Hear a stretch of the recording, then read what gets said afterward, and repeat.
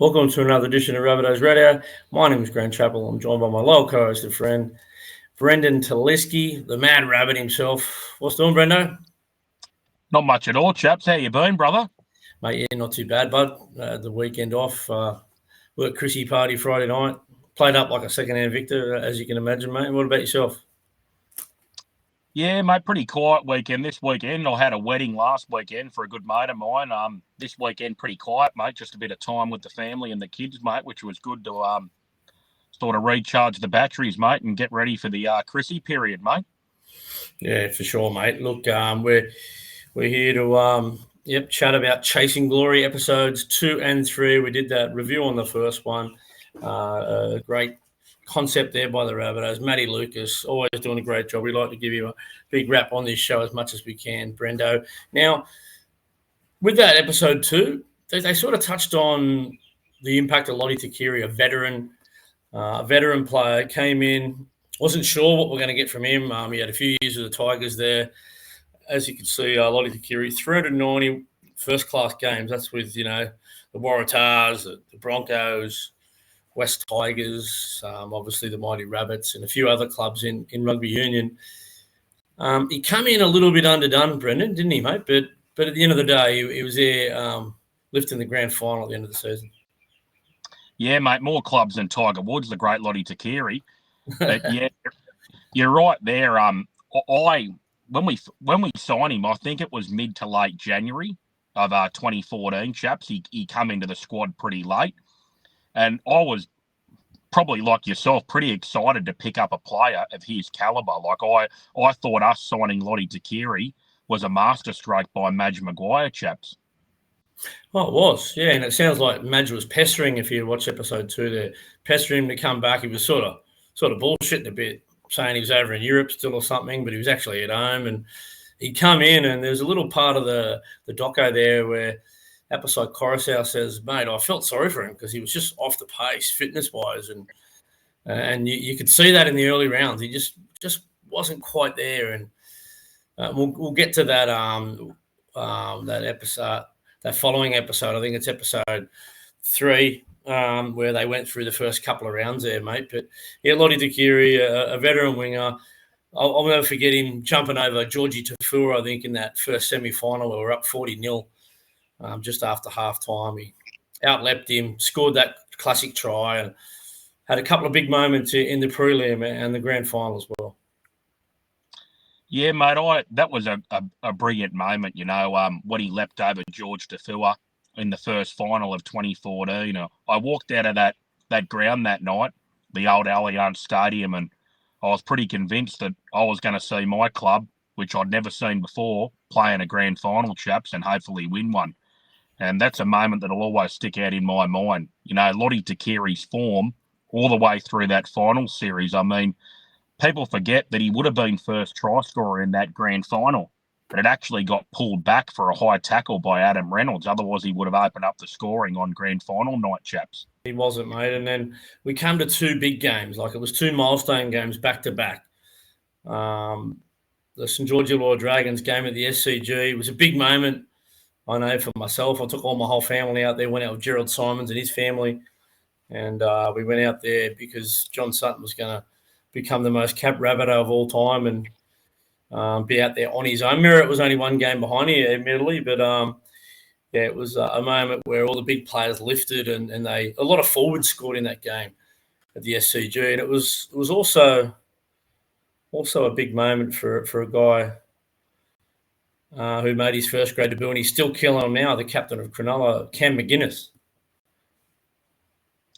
Yeah, mate, Cam McGuinness, what a terrific footballer, another great South junior, and it was great to see Cam McGuinness in those photos with that 2014 squad. And what I love that the club's done at the present time is they've involved everybody that was in that squad. There's photos there of Cam McGuinness, Joel Reddy, Joe Picker.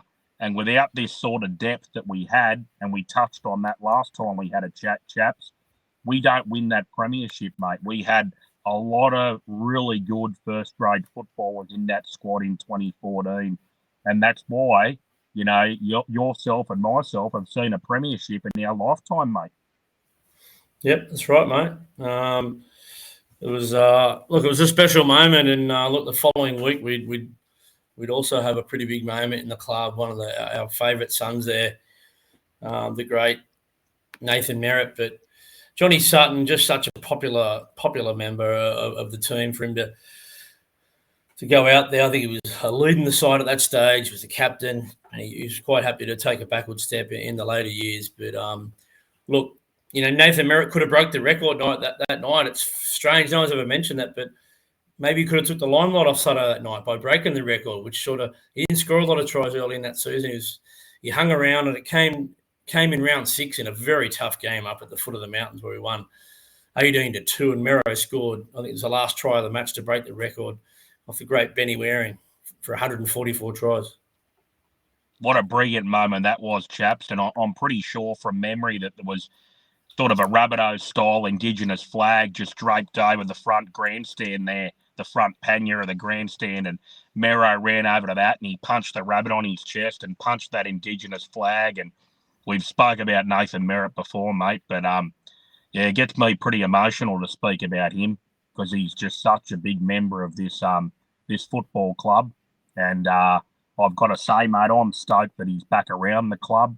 They paraded him around on Indigenous Day this year, and it's great to have him back around that 2014 squad and speaking on the documentary, because Nathan Merritt is one of my favourite Rabbitohs players of all time, Chaps. And once again, he just epitomises everything this club is about, mate, Nathan Merritt. And I hope we have him around the club for a long, long time, mate.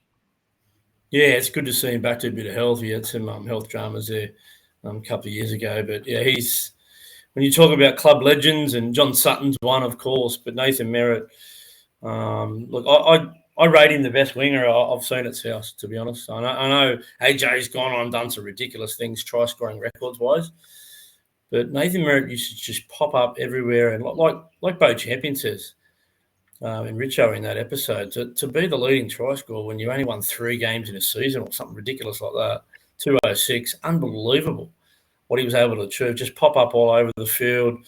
He drift in off the wing looking for work, looking for a little offload off Big Johnny Sutton or one of the boys. Reminded me a bit of Nathan Blacklock, another guy who I love watching play for the Dragons. Look, Nathan Merritt, absolutely love him. And like you said, so just glad to hear him talking and what it means to him, and to be not only Rabbitohs player, break the record, be a part of that 2014 team. So glad Matty Lucas and that got him involved, mate, because he is he's a fan favourite, mate. A guy that everyone loved. No one would ever have a bad word to say about Nathan Merritt. No, mate, Nathan Merritt's an absolute champion bloke. Look, Chaps, I've got to say that 2006 season, you touched on it before, there was a game against Manly.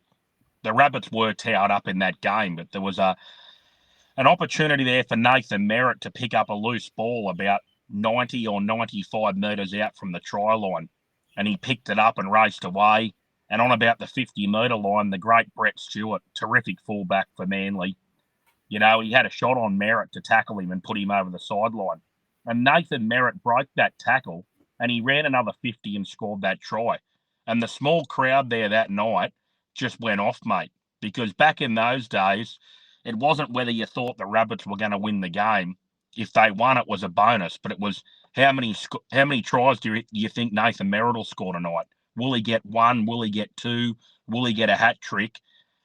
And, mate, we hung our hat on that. The performances from Nathan Merritt back then, the supporters left the ground really, really proud that he'd scored 2 or he'd scored 3, or as you brought up before, mate, the top try scorer in the whole of the NRL for a team that got the wooden spoon, mate. That doesn't happen very regularly, Chaps. He certainly is, Brendan. One of my all-time favourites, mate, no doubt about it, mate. We might leave you there.